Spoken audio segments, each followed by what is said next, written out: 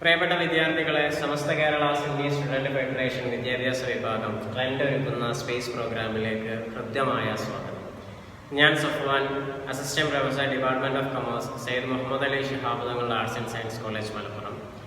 SKS trend trainer കൂടിയാണ്. Space പ്രോഗ്രാമിനെ നിങ്ങൾക്ക് പരിചയപ്പെടുത്തേണ്ടതില്ല എന്നാണ് ഞാൻ കരുതുന്നത്.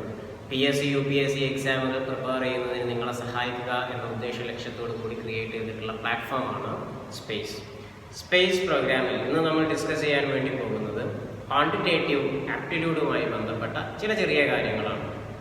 ഈ വീഡിയോ 5 ടിപ്പുകളും 2 എക്സാമ്പിൾസും നിങ്ങളുടെ മുന്നിലേക്ക് എത്തിക്കുന്നതോടുകൂടി അവസാനിക്കും. ക്വാണ്ടിറ്റേറ്റീവ് ആപ്റ്റിറ്റ്യൂഡ് നമുക്കറിയാം, 10ാം ക്ലാസ് വരെയുള്ള മാത്സ് വെച്ചുകൊണ്ട് +2 ലെവൽ വരെയുള്ള എക്സാമുകളിൽ ഒബ്ജക്റ്റീവ് ക്വസ്റ്റ്യൻസിനെ നമുക്ക് ക്വാണ്ടിറ്റേറ്റീവ് ആപ്റ്റിറ്റ്യൂഡ് എന്ന് പറയാം.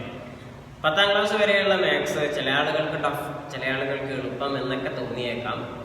അതിനെക്കുറിച്ചൊരു പ്രെജുഡീസൊന്നും നമുക്ക് ആവശ്യമില്ല. നമ്മൾ പഠിക്കാൻ വേണ്ടി ഒരുങ്ങി നിൽക്കുക എന്നുള്ളത് മാത്രമാണ് ചെയ്യേണ്ടത്. നിങ്ങൾ എന്തൊക്കെ പഠിക്കണമെന്നാണ് നമ്മൾ ആദ്യം നിങ്ങൾക്ക് പറഞ്ഞു തരുന്നത്. എന്തൊക്കെ ഭാഗങ്ങൾ നിങ്ങൾ പഠിക്കേണ്ടതുണ്ട്. ഒരു +2 ലെവൽ വരെയുള്ള എക്സാം ഫേസ് ചെയ്യുന്നതിന് പ്രിലിമിനറി ആയിട്ട് നിങ്ങൾ എന്തൊക്കെ പഠിക്കണം നമുക്കൊന്ന് നോക്കാം. നിങ്ങൾ പഠിക്കേണ്ട ഭാഗങ്ങൾ ഇതൊക്കെയാണ്. ഒന്ന് ബേസിക് മാത്സ് എന്തായാലും അറിഞ്ഞിരിക്കണം. രണ്ടാമത്തത് ഭിന്നസംഖ്യകൾ നമ്മൾ ഡിസ്കസ് ചെയ്യും. Bird mass, വിഷമഭിന്നം, മിശ്രഭിന്നം. 5ാമത്തത് ശതമാനം, ലാഭം, നഷ്ടം. 6ാമത്തത് അംശബന്ധം. 7ാമത്തത് സമയം, ദൂരം, വേഗം. 8ാമത്തത് പ്രോഗ്രഷൻ. 9ാമത്തത് ബൈനറി സംഖ്യകൾ. 10ാമത്തത് പലിശ, കൂട്ടുപലിശ. 11ാമത്തത് കലണ്ടർ. 12ാമത്തത് ബീജഗണിതം. 13ാമത്തത് ലസാഗു, ഉസാഗു. 14ാമത്തത് ശരാശരി. ഇത്രയും കാര്യങ്ങൾ നിങ്ങൾ ബേസിക്കലി ഒരു PSC എക്സാം അറ്റൻഡ് ചെയ്യുന്നതിന് മുൻപായിട്ട് അറിഞ്ഞിരിക്കണം, പഠിച്ചിരിക്കണം. ഈ ക്വസ്റ്റ്യൻസ് ആൻസർ ചെയ്യാൻ വേണ്ടി പറ്റിയിരിക്കണം. നമ്മൾ 2 തരത്തിലുള്ള വിദ്യാർത്ഥികളെയാണ് ഒരു SSC PSC എക്സാമിൻ്റെ കോച്ചിങ് സെൻ്ററുകളിൽ പോയാൽ കാണാൻ പറ്റുന്നത്. അതിൽ 80% വിദ്യാർത്ഥികളും മാത്സ് എന്നുള്ള ഭാഗത്തെ വല്ലാണ്ട് കെയർ ചെയ്യാതെ general knowledge, science, Malayalam, IT പോലെയുള്ള ഭാഗങ്ങളിൽ മാർക്ക് സ്കോർ ചെയ്യാമെന്ന് പ്രതീക്ഷിക്കുന്നവരാണ്. വേറൊരു 20% മാത്സ് നന്നായിട്ട് അറിയാം, ജനറൽ നോളജ് പോലെയുള്ള ഭാഗങ്ങളിൽ സ്ട്രെസ് ചെയ്ത് പഠിക്കുന്നവരാണ്. ഇതിൽ ആരാണ് റാങ്ക് ലിസ്റ്റിൽ എത്താറുള്ളത് എന്ന് ചോദിച്ചു കഴിഞ്ഞാൽ, മാത്സ് നന്നായിട്ട് അറിയുന്നവർ, മാത്സിൽ ഓരോ മാർക്കും വാങ്ങുന്നവൻ റാങ്കിൽ ഉയരത്തിലേക്ക് പോയിക്കൊണ്ടേയിരിക്കും. അപ്പം അതുകൊണ്ട് തന്നെ മാത്സിലെ ട്രെയിനിങ് വളരെ അത്യാവശ്യമാണ്. ഏകദേശം 20ഓളം ക്വസ്റ്റ്യൻസ് നിങ്ങൾക്ക് ഒരു PSC എക്സാമിൽ ബേസിക് മാത്സിൽ നിന്നും അല്ലെങ്കിൽ ക്വാണ്ടിറ്റേറ്റീവ് ആപ്റ്റിറ്റ്യൂഡിൽ നിന്നും റീസണിങ്ങിൽ നിന്നുമായിട്ട് പ്രതീക്ഷിക്കാം. യഥാർത്ഥത്തിൽ മാത്സ് അറിയാവുന്നവർക്ക് റീസണിങ്ങും വളരെ എളുപ്പമായിരിക്കും. മാത്സിൽ നിങ്ങൾ പഠിക്കേണ്ട ഭാഗങ്ങൾ ഇതൊക്കെയാണ് എന്ന് നമ്മൾ പറഞ്ഞു. ഈ 20% പെടുവാനാണ് നമ്മൾ ശ്രദ്ധിക്കേണ്ടത്. എപ്പോഴും ജോലി കിട്ടാറുള്ളത് ഞങ്ങളുടെ നിരീക്ഷണത്തിൽ മാത്സ് നന്നായിട്ട് അറിയാവുന്ന ഈ 20%. അപ്പോൾ മാത്സ് നന്നായിട്ട് പഠിക്കാൻ വേണ്ടിയിട്ട് പറ്റിക്കഴിഞ്ഞാൽ ഏറ്റവും വലിയ ഗുണം, നിങ്ങളൊരു എക്സാം എഴുതുന്ന സമയത്ത് 100% നിങ്ങൾക്കിത് ശരിയാണ് എന്ന് ഉറപ്പ് വരുത്തിയിട്ട് എഴുതാൻ വേണ്ടി പറ്റുന്ന വേറെ ക്വസ്റ്റ്യൻസ് അവൈലബിൾ ആകില്ല എന്നാണ് എൻ്റെ അഭിപ്രായം. നിങ്ങൾക്ക് ചെയ്ത് കഴിഞ്ഞാൽ ആൻസർ കിട്ടി, ആ ആൻസർ ക്വസ്റ്റ്യനിൽ ഉണ്ടെങ്കിൽ നിങ്ങൾക്ക് ഉറപ്പിക്കാം നിങ്ങൾ ചെയ്തത് ശരിയാണ്, നിങ്ങൾ ടിക്ക് ചെയ്തത് വളരെ കറക്റ്റായിട്ടുള്ള ആൻസറാണ് എന്നുള്ളത്. ഇങ്ങനെ ചെയ്യാൻ വേണ്ടി പറ്റുന്ന വേറെ ഒരു സിലബസും അവൈലബിൾ അല്ല PSCയിൽ, അല്ലെങ്കിൽ വേറെ ഒരു ഭാഗവും നിങ്ങൾക്ക് ഇത്ര കോൺഫിഡൻസ് തരുന്നത് ഉണ്ടാകില്ല എന്നുള്ളതാണ് സത്യം. ആ കോൺഫിഡൻസ് ലെവലിലേക്ക് നമ്മൾ എത്തണമെന്നുണ്ടെങ്കിൽ നമ്മൾ ഈ 5 ടിപ്പ് ഫോളോ ചെയ്താൽ മതി. യഥാർത്ഥത്തിൽ നമുക്ക് 1ാമത്തെ ടിപ്പിലേക്ക് നമ്മൾ കടക്കുകയാണ്. നമുക്ക് 2 ഹെമിസ്ഫിയേഴ്സ് ആണുള്ളത്. ഒന്ന് റൈറ്റ് ഹെമിസ്ഫിയർ, 2ാമത്തത് ലെഫ്റ്റ് ഹെമിസ്ഫിയർ. റൈറ്റ് ഹെമിസ്ഫിയറിൽ നമ്മൾ ചിന്തിക്കുന്ന കാര്യങ്ങൾ ഓർമ്മിച്ചു വെക്കാനുള്ള കഴിവുള്ള ഹെമിസ്ഫിയർ ആണ് right hemisphere. Left hemisphere analytical reasoning capability കൂടുതലുള്ള ഹെമിസ്ഫിയേഴ്സ്, അല്ലെങ്കിൽ അനലിറ്റിക്കൽ റീസണിങ് എബിലിറ്റി കൈകാര്യം ചെയ്യുന്നത് ലെഫ്റ്റ് ഹെമിസ്ഫിയർ ആണ്. ഇനി നമ്മൾ ഇതിൽ ഏതോ ഒരു ഹെമിസ്ഫിയർ നന്നായിട്ട് യൂസ് ചെയ്യുന്നുണ്ടാവും, ട്രെയിൻ ചെയ്ത് വെച്ചിട്ടുണ്ടാവും, അതുകൊണ്ട് തന്നെ ഡോമിനേറ്റ് ചെയ്യുന്നുണ്ടാവും. ഇതിൽ നമുക്കിപ്പം ആവശ്യമുള്ളത് ലെഫ്റ്റ് ഹെമിസ്ഫിയർ ആണ് മാത്സ് പരമായിട്ട്. റൈറ്റ് ഹെമിസ്ഫിയർ PSCക്ക് ആവശ്യമുണ്ടോ എന്ന് വെച്ച് കഴിഞ്ഞാൽ വളരെ അത്യാവശ്യമുള്ള കാര്യം തന്നെയാണ്.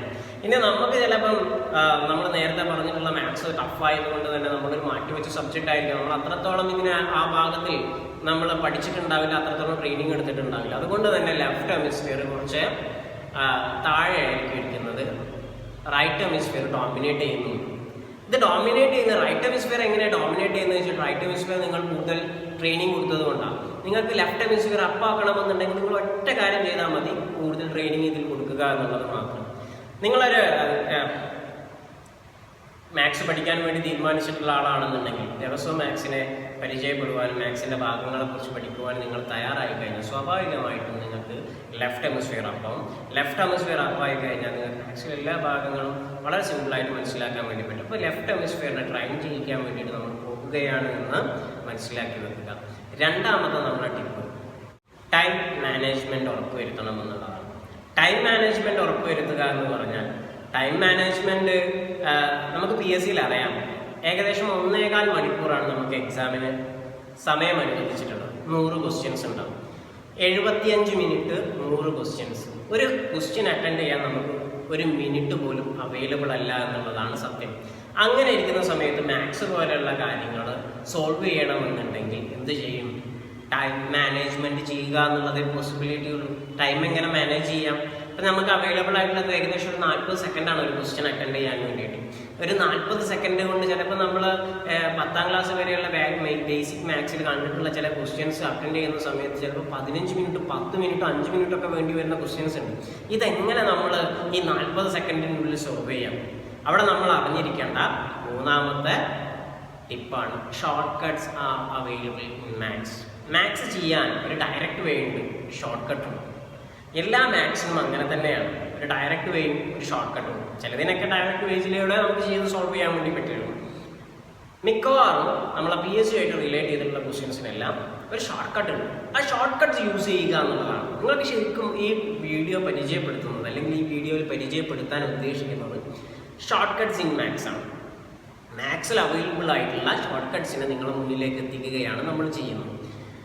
അതിന് നമ്മൾ ഇന്നൊരു 2 എക്സാമ്പിൾ നമ്മൾ കാണിച്ചു തരും എങ്ങനെയാണ് മാത്സിലെ ഷോർട്ട് കട്ട്സിനെ ഉപയോഗപ്പെടുത്തേണ്ടത് എന്നുള്ളത്. ഇനി നമ്മൾ 4ാമത്തെ ടിപ്പ് നമ്മൾ സിലബസ് അനുസരിച്ച് പഠിക്കുക എന്നുള്ളതാണ്. ഞാൻ നേരത്തെ പറഞ്ഞു ഈ സിലബസ് ഒക്കെയാണ് അവൈലബിൾ ആയിട്ടുള്ളത്, ആ സിലബസ് അനുസരിച്ച് നിങ്ങൾ പഠിക്കുക. മാത്സിൽ എല്ലാ കാര്യങ്ങളും പഠിക്കുക എന്നുള്ളത് നമ്മളെ സംബന്ധിച്ചിടത്തോളം ഇമ്പോസിബിൾ ആണ്. ഒരുപാട് കാര്യങ്ങൾ ക്വാണ്ടിറ്റേറ്റീവ് ആപ്റ്റിറ്റ്യൂഡുമായിട്ട് ബന്ധപ്പെട്ട് പഠിക്കാനുണ്ട്.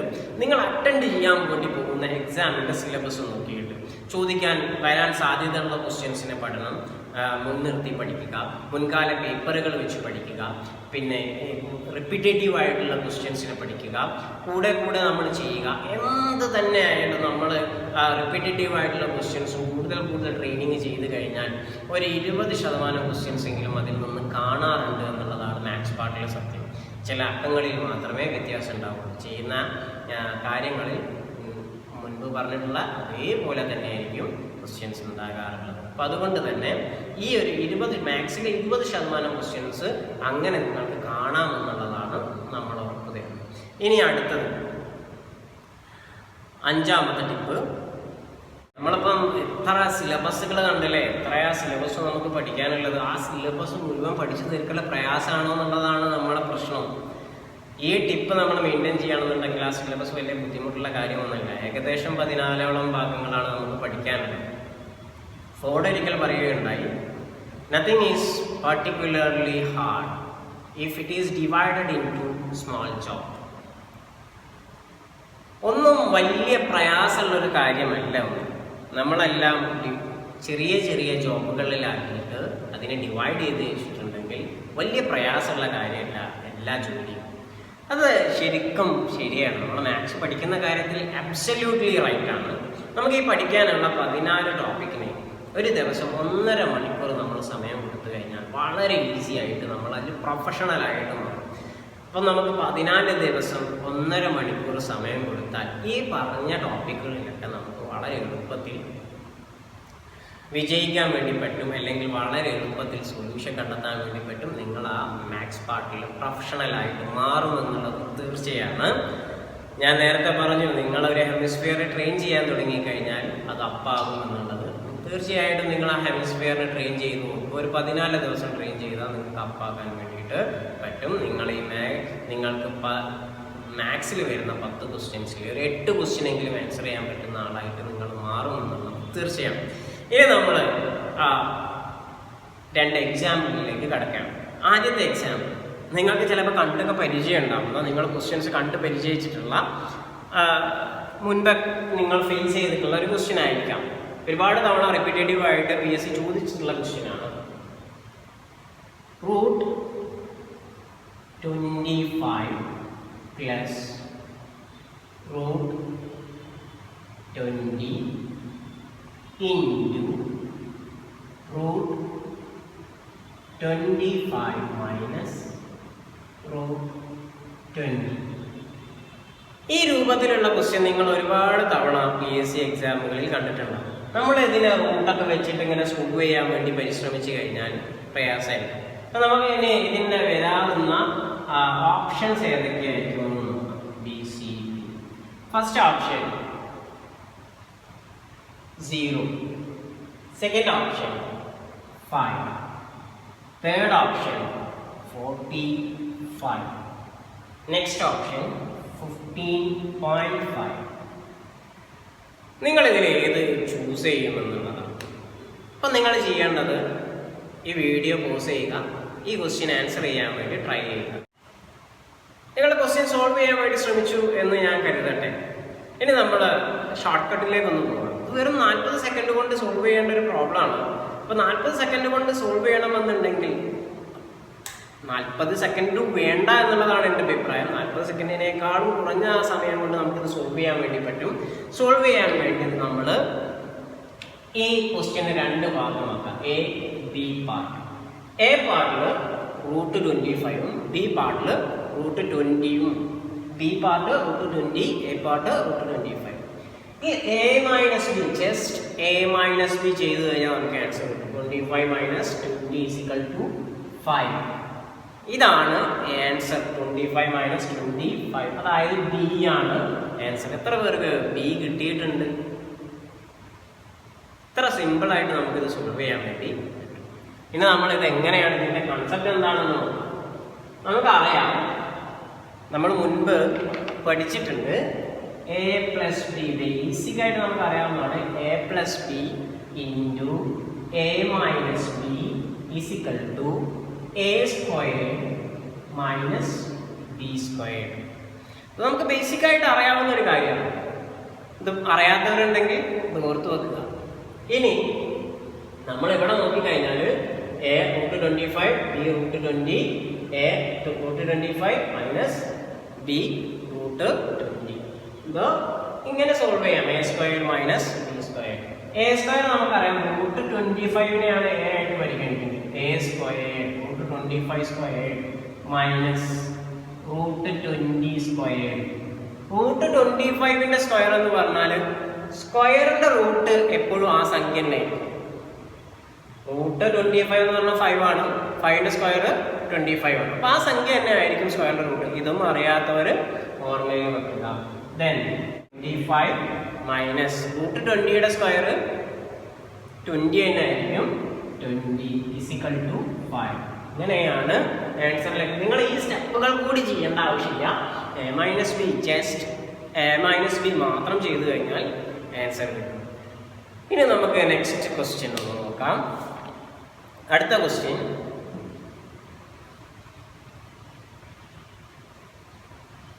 ഇതും സാധാരണ PSC എക്സാമുകളിൽ ഒരുപാട് തവണ ഇത് ഈ മോഡലുള്ള മാതൃകയിലുള്ള ക്വസ്റ്റ്യന് വന്നിട്ടുണ്ട്. ഒന്ന് നോക്കാം. ക്വസ്റ്റ്യന് 2 + 3 into 4 + 1 plus 2 into 25 divided by 5 minus.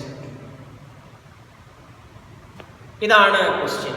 ഈ ക്വസ്റ്റ്യൻ എങ്ങനെ സോൾവ് ചെയ്യാമെന്ന് നോക്കാം. ഒരു ക്വസ്റ്റ്യൻ സോൾവ് ചെയ്യുന്ന സമയത്ത് നമുക്ക് ഇവിടെ ചില സമയങ്ങളിൽ ഷോർട്ട് കട്ട് ഉണ്ടാകില്ല എന്ന് ഞാൻ പറഞ്ഞു. ഇവിടെ നമുക്ക് ഷോർട്ട് കട്ട് ഉപയോഗിക്കാൻ വേണ്ടി പറ്റില്ല. ഇവിടെ ഷോർട്ട് കട്ട് ഉപയോഗിച്ചവർ പ്രശ്നത്തിലാകുകയാണ് ചെയ്യുക. ഇനി നമുക്കിവിടെ ഏതൊക്കെയാണ് ഓപ്ഷൻസ് എന്ന് നോക്കാം. Option A 133, option B 135. Option C 20. Option D 25. Video ഇവിടെ പോസ് ചെയ്തിട്ട് നിങ്ങൾ ഇതൊന്ന് സോൾവ് ചെയ്യാൻ വേണ്ടി ശ്രമിക്കുക. ഏതാണ് ആൻസർ കിട്ടുന്നതെന്ന് നോക്കാം. അപ്പോഴേ നിങ്ങൾ ചെയ്യുന്നതിലെ ശരിയും നിങ്ങൾ ചെയ്യുന്നതിലെ തെറ്റും മനസ്സിലാവും. സോ നിങ്ങൾക്ക് ആൻസർ കിട്ടിയെന്ന് ഞാൻ ധരിക്കുന്നു. നമ്മൾ ഇനി എങ്ങനെയാണ് ആൻസർ ചെയ്യാൻ വേണ്ടി പോകുന്നത് എന്ന് നോക്കാം. ഇവിടെ ആൻസർ ചെയ്യുന്ന സമയത്ത് നമ്മളൊരു 5ാം ക്ലാസ്സിലൊക്കെ പഠിച്ചിട്ടുള്ള ബോർഡ് മാസ് എന്ന് പറഞ്ഞിട്ട് ഒരു റൂളുണ്ട്. പലർക്കും ഇത് മറന്നു പോകാറാണ് പതിവ്. ആ റൂള് നമ്മൾ അപ്ലൈ ചെയ്യണം. ബോർഡ്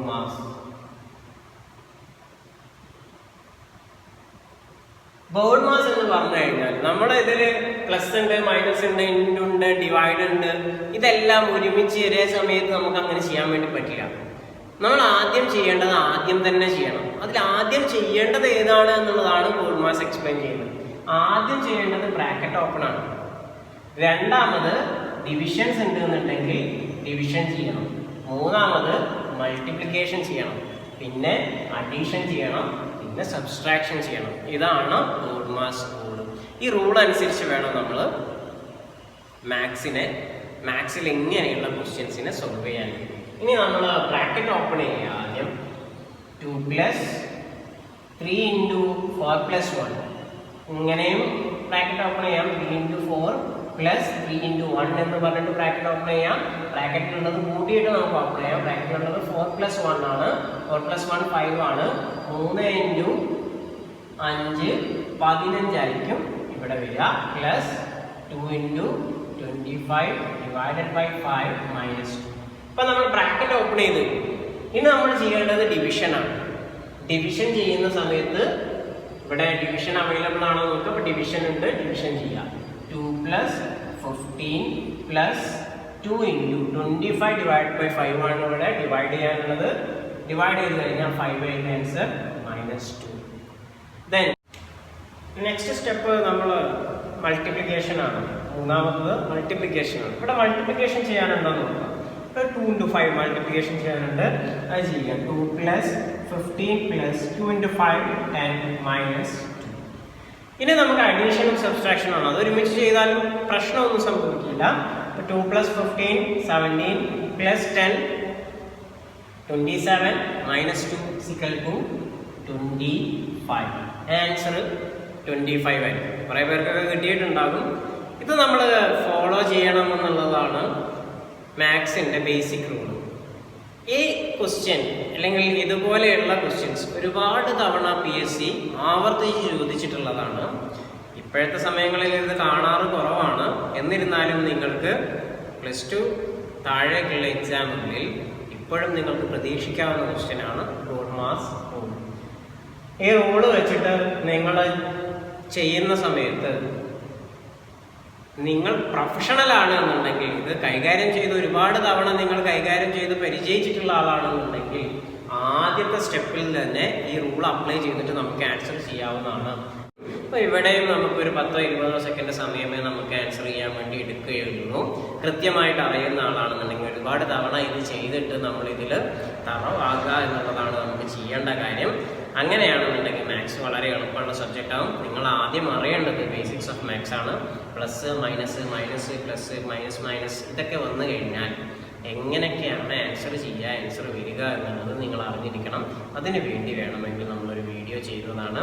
പ്രിയപ്പെട്ട കൂട്ടുകാർക്ക് മാത്സിനെ ഇഷ്ടപ്പെടാൻ വേണ്ടി തുടങ്ങിക്കഴിഞ്ഞാൽ വളരെ എളുപ്പമായിരിക്കുമെന്ന് ഓർമ്മപ്പെടുത്തിക്കൊണ്ട് നല്ലൊരു ദിവസം നേർന്നുകൊണ്ട് ഞാൻ നിർത്തുന്നു. Signing off.